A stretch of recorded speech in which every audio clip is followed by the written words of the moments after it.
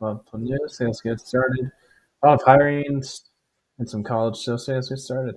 First off, the Bears have found a new head coach. They are hiring Lions OC. Ben Johnson is their next head coach. So yeah, Caleb Williams gets offensive-minded head coach. Gets great polycar. Sounds like the favorite, and his DC is Dennis Allen. I don't know about his OC.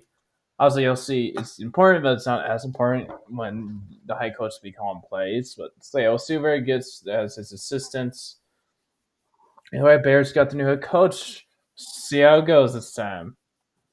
Then the Colts are hiring former Bengals defensive coordinator Lou Anarumo as their new defensive coordinator.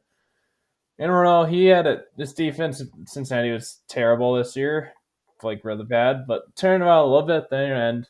It wasn't so good, but wasn't good, but did a little better. But I still like, why are you like? You still had a bad season. I guess so. I want to see what they can get.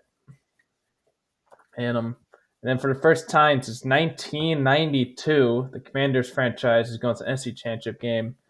So I said franchise because part of most of those years were as the Redskins and a couple as the football team. So congrats to them. They are now the Cowboys are the last team not to make the NFC Championship game since 2000. Congrats, Cowboys. And I'm just saying that just because it's been 2000, but yeah, it's been even longer since Cowboys have it. So congrats to them. And then the Falcons are hiring Jeff Albrecht as their new defensive coordinator. He is for a while he had been the Jets DC, and then when Saleh got fired, he became their interim head coach. Their defense did a lot worse once he became their DC their new interim head coach. That wasn't, but it wasn't his fault. The Jets are just not that great of a franchise. This isn't all his fault. See how he does in Atlanta though. And then Ohio State linebacker Joey Velazquez is back-to-back national champion. 2023, he won the Natty with Michigan. This year, he won the Natty with Ohio State.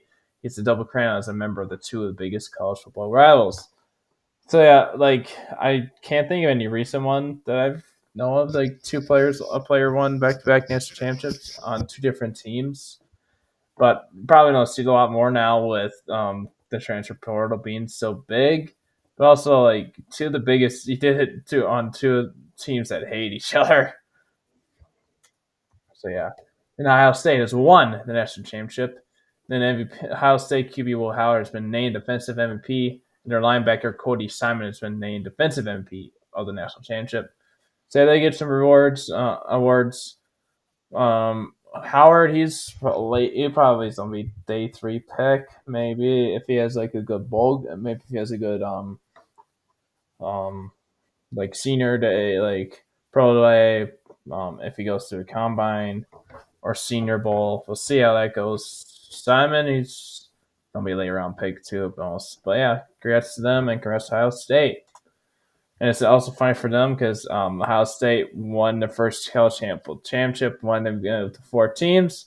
Now they've won the first college football championship when they moved to 12 teams. So, yeah. Then we got some Brown news. The Browns could recoup the remaining $92 million in guaranteed to older QB Deshaun Watson after his latest Achilles tear and a tick failure can factor into it. His guarantee is void if he's injured while not following protocols listed in his contract, which could include not wearing a boot after his first surgery. He posted a TikTok video before his second Achilles tear was announced and he wasn't wearing a protective boot. The Browns said Watson suffered injury by rolling his ankle in Miami, and they could use his TikTok video as evidence of potential violation. So yeah, congrats Watson. You're not only a terrible guy, but you just got yourself a lot of money. So congrats to them there. But he already has a good amount of money anyways, thanks to the contracts. But yeah. The Rams veteran QB Matthew Stafford says he'll take time to decide on his NFL future. Stafford is 36, was asked about his future in the league after Sunday's playoff loss, and he said he'll take some time to think about it. I feel like he's playing some pretty good ball. Stafford asked whether he was football. He said, "Sure feels like it." Stafford is set to enter the third year of his revised 4-year, $160 million contract, and is due a base salary of $23 million for the 2025 season. So yeah, like he's getting up there, but he's still a good year. So we'll see what he ends up doing. He obviously has won a Super Bowl, so he doesn't have to go after that. But we'll see what happens. And then Ravens running back Derrick Henry is the seventh player in NFL history to rush for 1,000+ yards in playoffs. Henry hit the 1K mark in his ninth career playoff game. Say congrats to him, big milestone. So yeah, obviously the Ravens season's over. It sucks for them, but yeah, still did it. Then Vikings and head coach Kevin O'Connell have reached an agreement on a multi-year contract extension. He's scheduled to be entering the last year's contract, but no longer. So he's going to miss the long term. A couple weeks ago, there was rumors going around they might trade him, but like even after they struggled not play against the Rams, like why as Viking fans like no, I don't not trade him unless you're getting the same package and there's a different head coach you really are high on.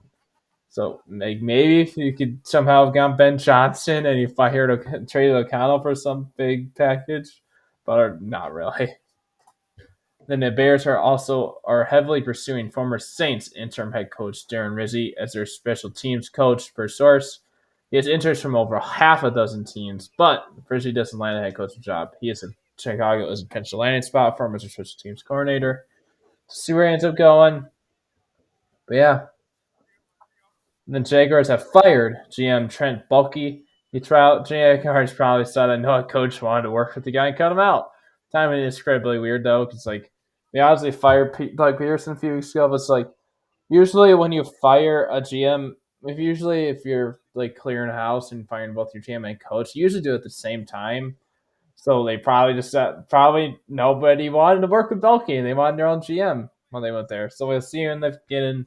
But sucks because now Ben Johnson's gone, Aaron Glenn's gone. As you've seen the next one, Bucks OC Liam Cohen is not taking a coaching job this year.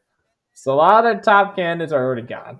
So yeah, the Jets are hiring former Lions defensive coordinator Aaron Glenn as their new head coach.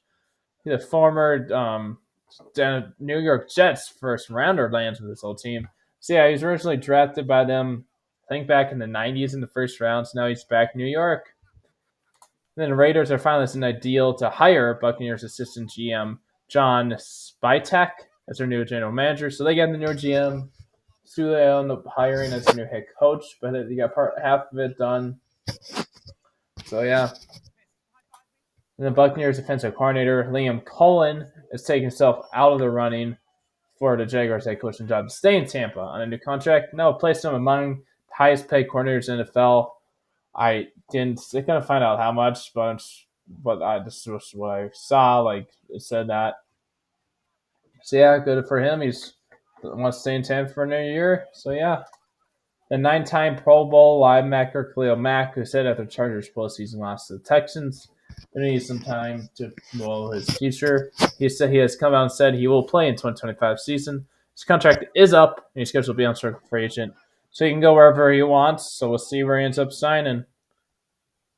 Then, because the Lions haven't lost enough assistants, they just lost another one.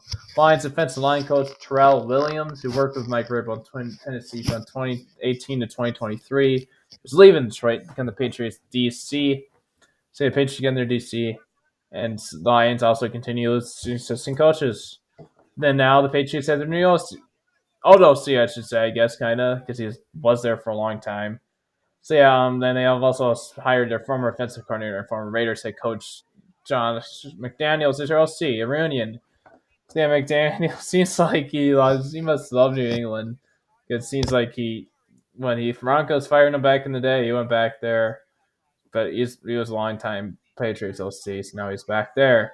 Then 4 Chilean immigrants have been arrested for burglary at Joe Burrow's $7.5 million Cincinnati mansion per TMZ. His Ohio mansion was ransacked in December during a burglary. None of the men currently face burglary charges, though, according to reports. So we'll see what they end up getting charged with. But it looks like they have some suspects in hand and in custody. Then after the Mark Andrews drop against the Bills the other day in their Ravens playoff loss, Bills Mafia show support him by donating $32,000 to a charity that Mark Andrews supports. So yeah, the Bills Mafia is good. They do this a decent amount of times. I can't think of a recent play. Like it happened a couple years ago. I just can't think of a player that happened for recently. But yeah, they did again. That was just really cool of them. Oh yeah, Bills. They just like, thanks, Mark Andrews, for helping us move on. See how they do this week against the Chiefs, though. Hey guys, that's it for this video. Thanks for watching. Hope you have a good day.